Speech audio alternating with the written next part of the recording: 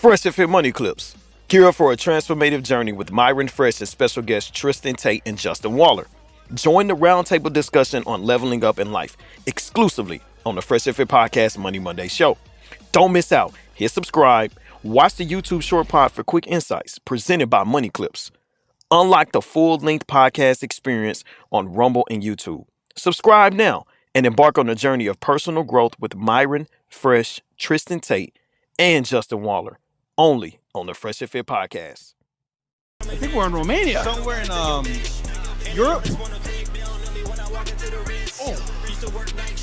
This is the one that's on the vlogs? I think so. Yeah, we're out here, man. So, guys, welcome to the podcast, man. I hope you guys are enjoying it. You guys are seeing something rare here. I'm actually smoking a cigar. I do this maybe a couple of years like that. So We did it one time on a yacht with Tristan and Andrew back in the day. yeah, that was actually that was the last time I smoked a cigar. Yeah? That was the last time I smoked a cigar. Was with you guys on the boat. Jesus Christ, long time ago, man. Yeah. Need to make more of a habit of this. We did the Strong. Miami Yacht Aikido. Yeah, exactly. Miami Aikido. So, they already know who the hell we are, man. So, can we introduce you guys real quick? Yep.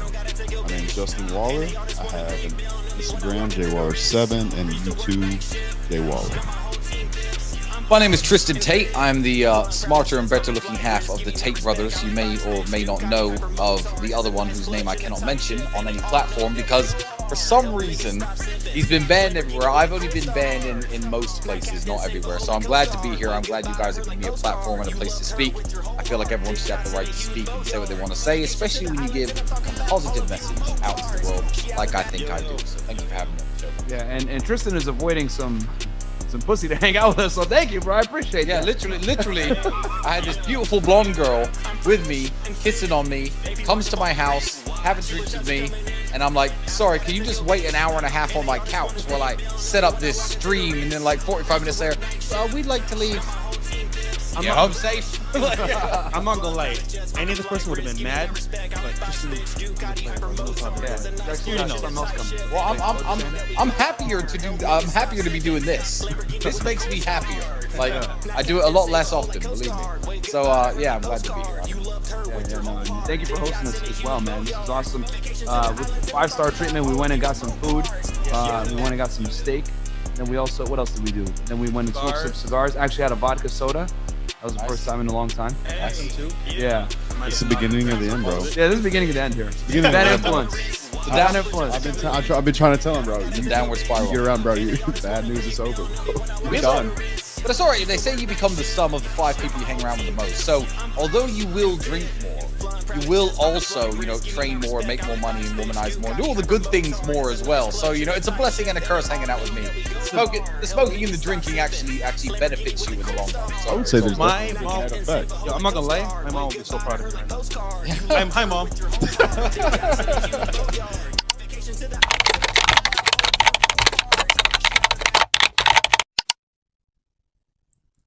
Welcome to the CEO Network by Fresh Prince CEO, your gateway to unprecedented success in 2024 and beyond. Join a community that thrives on innovation, collaboration, and growth. By becoming part of the CEO Network, you gain access to invaluable resources, expert insight, and a network of like-minded individuals. Elevate your business strategies, enhance your leadership skills, and gain the leverage needed to thrive in a dynamic landscape of 2024. Don't miss out on this opportunity to shape your future. Join the CEO Network today and position yourself for unparalleled success in the years to come. Your journey to success starts here. Click the link in the description. Romania, you're far less likely to get stabbed for wearing a nice watch. I haven't even got my nice watch on, but I'm in my house. But yeah, no, London is a failed society. That's the best way of putting it. And I said to you guys in Miami many times, when you're in London, be careful. When you're in London, there are people riding around on bikes and walking around the streets giving you bad looks, who will stab you for the watch on your wrist, will stab you for the chain on your neck, will stab you for your fucking phone. It has become a degenerate shithole filled with criminals, and you have no business going to London. Now, you just got back from London. Yeah. Tell me your honest thoughts. Gloomy and the girls weren't hot. Yeah. Oh, and also the girls aren't hot. Yeah. Beautiful architecture, really great historic energy there, vibes, as you guys would say. But yeah, the girls, I was like, what the hell is this? Like, the wildebeest all over. Bro, we are spoiled for choice in Miami. We're so spoiled, bro. Like, you go to Target, hot girls. Go to club, hot girls. Here in London, it was like, bro, everywhere was like, old lady, busted. I'm like, yo, busted this out. For any wannabe playboy in London, I will tell you there are actually hot girls in London, but London is one of those cities where it's all private members clubs. And if you're a hot girl, you're a private member of all these clubs automatically because people bring you in because you're allowed +1 guests. If you are not in the London club, and I have access to 1 or 2 just because of my tailor, but like I don't have access to the London clubs because I don't live there. I'm not paying 50 grand a year for some membership to a club that I'm going to go to. Yeah. So even I'm not in those circles, even though I could afford to be. So London is all private members clubs. There are hot girls in London, but if you're not millionaire rich, willing to blow money on fucking clubs to go into regular bars and regular bars and country clubs, you're simply not going to run into it. So yeah, London sucks as a whole.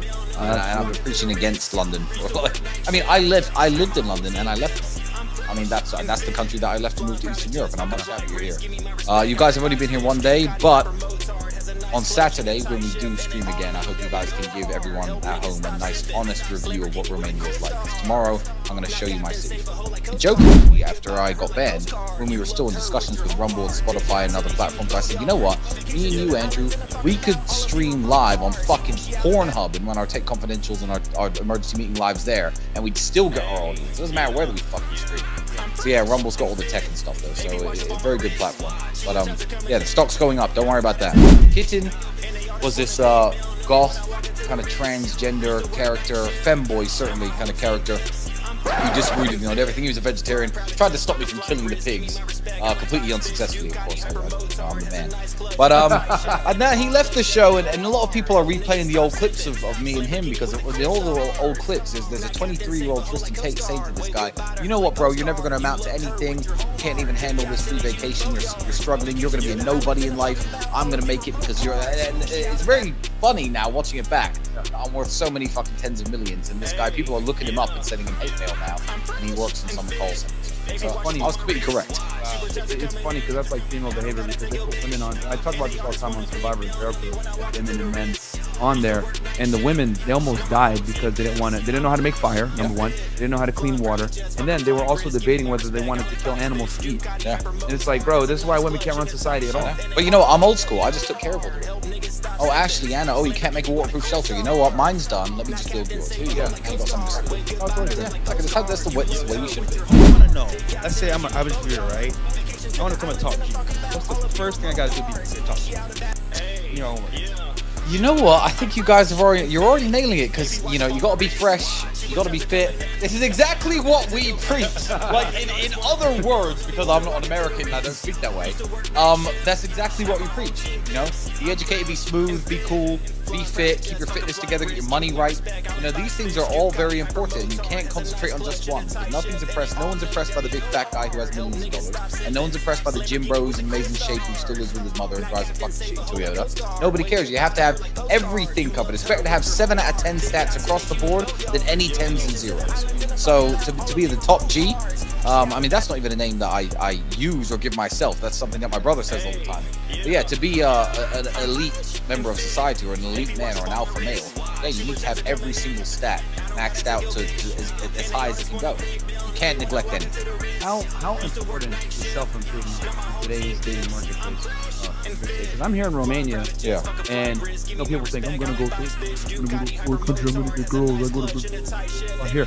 And the reality is, you need to self-improve no matter what. But for you, how important is it for you being an international person? Well, I can answer this in just by referencing a conversation me and you had an hour and a half ago. I showed you a picture of me in January after I had the surgery on my shoulder, after I was fixing my arm injuries. I showed you a picture of what my body was like in January, and I showed you a picture of it now. And back in January, I was still in good enough shape. I still looked good in the suit. I still had over tens of millions of dollars, still had the big house, still had the nice cars. I was still fresh. I was still fit enough. And I could have had exactly the same number of women that I have now. You have to not base your goals of self-improvement on getting women or getting something else. They have to be for yourself. I'm now much fitter and much stronger. And you saw the before and after picture. Yeah. Why? That's for me. It's changed my life zero. I just feel better in myself. When I get up in the morning, I look in the mirror, I'm like, yeah, you're a fucking killer. It makes me ready to attack the day better. So self-improvement is massively important, but you have to be motivated to do it for you, not for anyone else. And if you do it for you, all of the benefits and all of the women and all of the respect comes after. What about you, Justin? Steel Cowboy. Can't add anything to that, man. That's the business. Just understand that there's buckets. You can fill them up, make so much money, and at some point it starts to taper off. So if you don't pay attention to those other buckets, just understand they can fill up. You could be in great shape and be broke, be rich and be a fat ass. And so, like you said, I'd rather be a 7 or 8 out of 10 in all categories and be a 10 out of 10 in money and a 0 in fitness, or vice versa. So, it's never done. You're never finished. Doesn't matter where you go, that voice in your head. And that's that voice that you're paying attention to. The voice that says, hey, T, it's not good enough. Hey, Jay, it's not good enough. Hey, Fresh, Walt, it's not, Myron, it's not good enough. That's why you're pushing for $1 million the way you do. That's why, and honestly, man, one of my biggest fears in life is that voice goes away. Yeah. I'm scared of losing it. That scares the shit out of me. And that's the same one that tortures me. It's not enough, so it's good. And I will say, not just when you lose that, almost every single stat you have in life, you never stagnate. You're always deteriorating. You never get fit enough and think, okay, that's it, and if you stop training, you stay the same. If you're not growing, you're shrinking. Everything is always deteriorating. You forget things day to day if you don't top your knowledge up.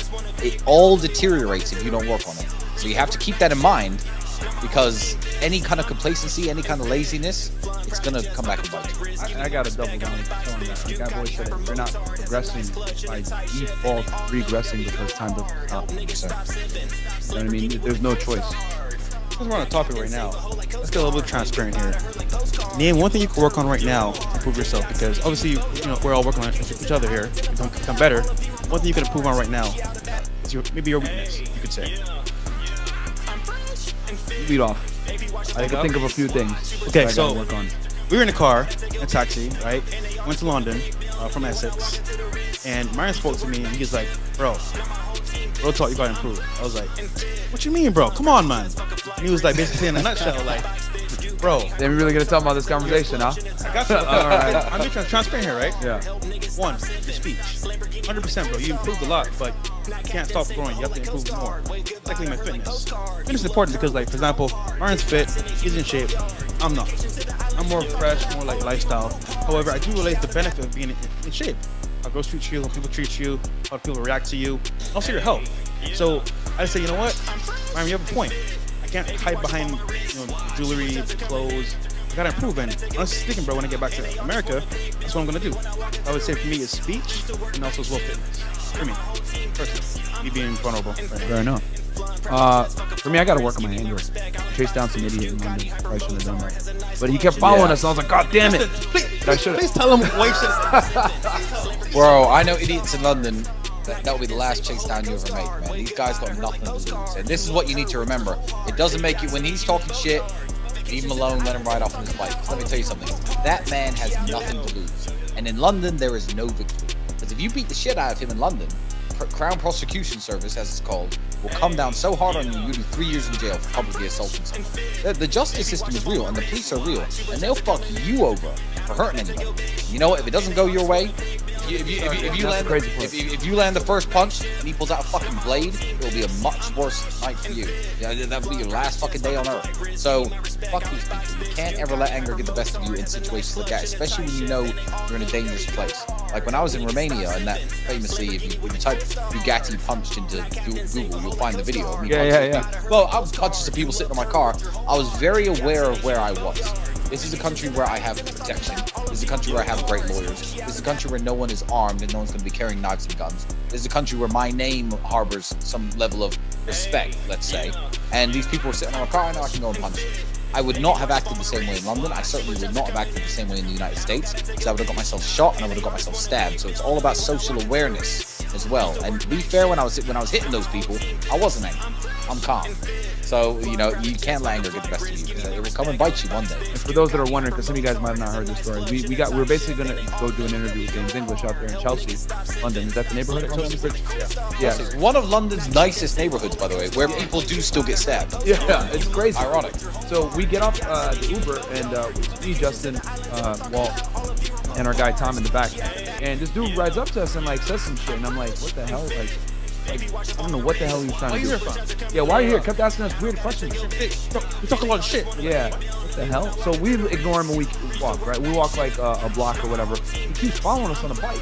I'm like, what the hell? So at this point, I'm like, yo, I don't want him to know where we're going because we're going to go meet up with the English to do this interview, blah, blah, blah. So in my head, I'm like, I'm going to just chase this guy off. Looking back on it, that was stupid. And especially after, listening to you, someone that's actually from London, hearing a bunch of people reached out to me like, Myron, you can't afford to have you die from some idiot that doesn't value life. So, looking back on it, even if I beat him up, it's still an L. Yeah, so it's like, you'll do it 2 doesn't years, matter. at least. Yeah, so it would have been an L regardless. So in my head, I was like, I gotta chase this guy off. But looking back, stupid. So I need to control that. I need to work on my angle a little bit more. I've been working on it on the show, like not kicking hose off. But in general, it's something I need to work on. One thing that really comes to mind for me, there's a couple of businesses that I know that I want to get deep into, and for whatever reason, I haven't been able to find to create the systems that would give me a return. Other than that, I'd really like to working on getting my shoulder fixed. I was in the body where my shoulder is, so maybe I should press. I really like to press on that more so I could try to get it completely fixed, so I could train the way I want to train. Up to your shoulder. I tore my labrum in college. What shoulder? Yeah. Like that's the short answer. Yeah, there's nothing left. But there's some things that structurally need to be fixed. And I've had 4 surgeries trying to find somebody that'll do it fifth. Got the doctor giving up on me actually. I don't think I pressed that enough. I try to work around it, and I really just need to find somebody that thinks it. Get in there with me, maybe do 1 or 2 more, find out what it is. I really wish I'd push on that more. And like I said, there's a business or two, some opportunities that I wish I would push on more. And I think it's really, for me, it's going to be about building systems and maybe some dedicated staff to hire. I mean, everyone knows I'm on a fitness journey right now, trying to recover my health and get back to the good shape that I was in prior to all this injury playing up. And I've had the surgery in January. I'm feeling much better about that. But yeah, I've still got a long way to go. I'm still not in the peak fitness shape I was, certainly when I was 27, 28. I was much fitter when I was professionally fighting. I need to get back there. Another thing, man, with all of the shitstorm that's been around mine and my brother's name lately, all it's done really, the only negative impact on my life, because everything about it has been positive, apart from the fact that it has massively upped my workload. It's massively upped my workload, and I need to concentrate and certainly work on keeping my work and play life more balanced. See, when I'm so busy working, I can fall into old tricks that I haven't fallen into since I was 23, 24. Tricks like getting blinded by a beautiful girl. Oh, there's a beautiful girl. All right, she's at my beck and call. She'll come over whenever I say. But I don't realize I'm letting untrustworthy people into my life, untrustworthy people into my home. I'm like, oh, well, she's hot. She'll come over after I finish it. I'm taking my eye off the ball, falling for shit. I wouldn't say falling for shit, but certainly not curating my female company as well as I should be. And I've had to let some very low quality people out of my life recently, because I'm waking up to that fact. And but that's only because I'm taking my foot off the gas work-wise. I need to be able to keep my foot fucking down on the floor work-wise, go 100%, but also in my personal life, my friends and my women and the people who I meet, really keep an eye on everybody and make sure that I'm only fucking with people I can trust. Now more than ever. But if you notice, right, everyone here at the table is successful in their own right. And we still have to work on things daily because we have to improve. So you on the couch right now, at home, doing nothing. What's your excuse? Yeah, you gotta level up, man. You have to. Every single day. I mean, right now, guys, I'll tell you personally, I'm working on some real estate stuff where I'm like, I need to do at least another 2 to 3 deals before I close in this year. That's what I'm putting pressure on. I got some offers out, trying to close. As you guys know, I'm real big into real estate and trying to create as much passive income as possible. So you got to always be growing, man. Like I said before, just like Tristan said perfectly earlier, if you're deteriorating if you're not doing anything. You need to be progressing. If you're not, time doesn't stand still. So if you do, you're regressing by default. Simply put, social skills. So for example, you have money, you have status, you have fitness. If you can't be social with people, like colleagues, team members, maybe girls, what's the point? So at some level, you have to work on that skill, because that's going to take you way places you can from just your stats and your fitness. So my thing is, like, social skills, learn that, learn to meet people, become friends with people, be likable. That way you can maneuver through life, get what you want. I got a good one right now, and then I'm going to turn to. I know they're going to be able to jump on this. You need to be able to identify men that are worthy. You need to be able to do this.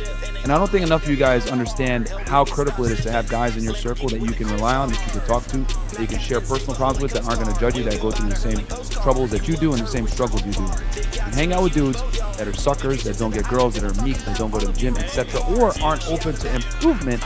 Those are gentlemen you don't want to spend time with. A lot of you guys hang out with maybe some old high school friends or whatever that are, whipped by their girlfriends, or guys that are, snitches. Like, they'll sit there and, sell you off for a girl. We've said on the podcast plenty of times, you never ever want to hang out with guys that can't get girls, because they'll sell you up the river for a woman, and that's the worst thing ever, man. You need to be around guys that have high integrity, that are going through the same thing that you are, ambitious, and aren't weak-minded. I'm going to toss it to y'all. I know you guys could talk about this a lot more. So, I could actually combine the two things you said about one, networking with high-level guys, being able to identify talented guys in the war room, and two, social skills, teamwork.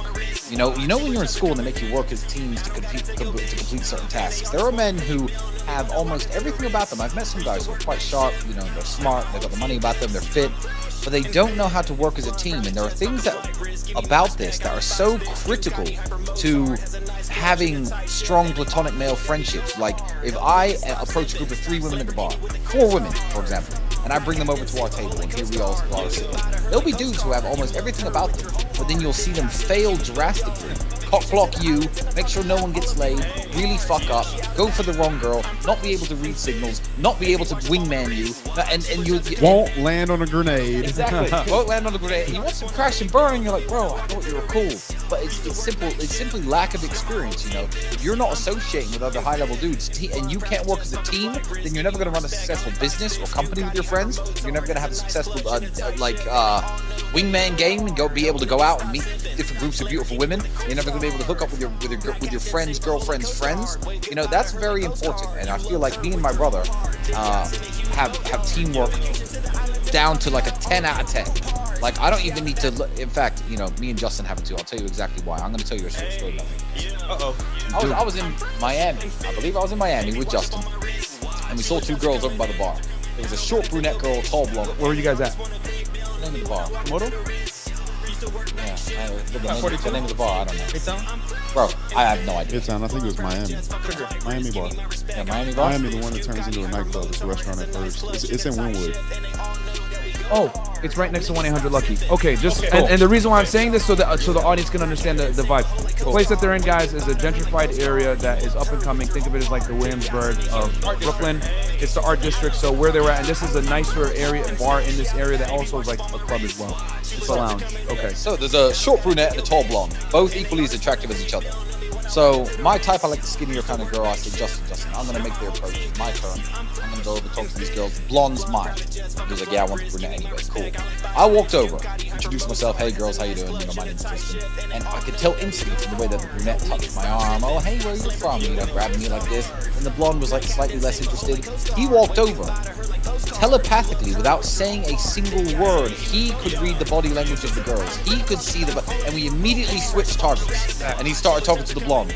And not a word had to be said. We didn't have to say, oh, this one likes you, that one likes me. He could just read it. And the word wingman comes from pilots, isn't it? Before radar and all this complicated computer shit, you know what the other guy beside you is going to do. You know what maneuver to pull to effectively attack the enemy. And he nailed it without me having to fucking even give him an eye gesture and a fucking nod of the head. He knew exactly what to do. So those are the type of people you want to hang around with. So teamwork is one of the tenets that you need to learn, whether it be wingman game, business game, whatever. Because if you haven't got that, you're going to be a lonely man, even if you're successful.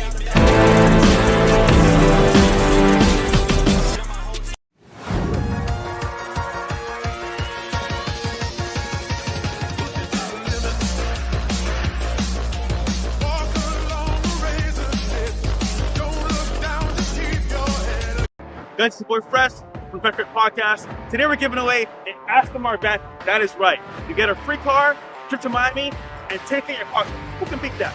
It's pretty simple. $2 per answer. That's it. Click the link in the bio. See you guys in there.